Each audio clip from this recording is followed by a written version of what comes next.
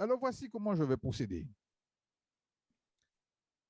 Je vais présenter un texte biblique en rapport avec la problématique que l'on doit résoudre.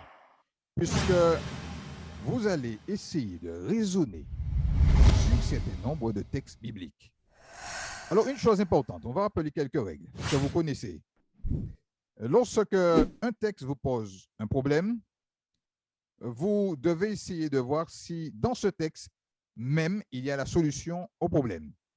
Lorsqu'un texte vous pose un problème, vous devez essayer de chercher dans le texte même s'il y a des solutions au problème.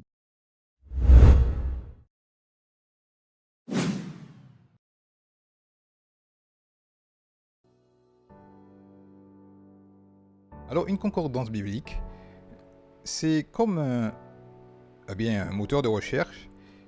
Quand vous allez sur Internet, quand vous allez sur Google pour chercher une information, un mot, une expression, une phrase, eh bien, vous avez la possibilité, pour la Bible, d'avoir aussi un outil qu'on appelle concordance biblique.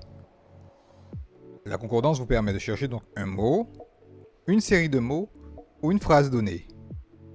Alors voici un site intéressant, il y en a plusieurs, qui s'appelle Lueur en éclairage sur la foi, et qui vous permet d'avoir accès à une concordance biblique. Alors lorsque vous allez sur la page lueur.org, juste ici, www.lueur.org, vous arrivez d'abord sur cette page d'accueil et qui vous présente un certain nombre d'options. Accueil, découvrir Dieu, la Bible, etc. Vous allez dans l'onglet La Bible, vous cliquez, apparaît encore un sous-menu et vous allez cliquer sur Accueil.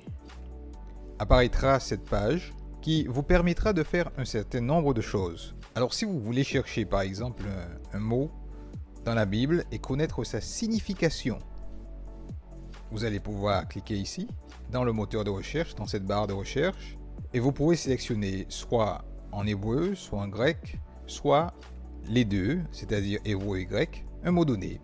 Par exemple, le mot Adam.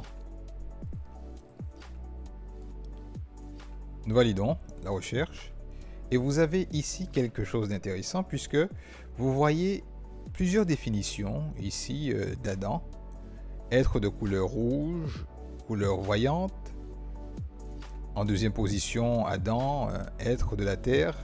Mais juste avant, vous avez ici l'équivalent en hébreu. Puis lorsque vous déroulez, vous voyez aussi d'autres définitions, par exemple juste là, aussi du mot Adam, Adam, qui est en grec, qui signifie la terre rouge aussi. Donc, c'est un outil intéressant pour savoir ce que signifie un mot.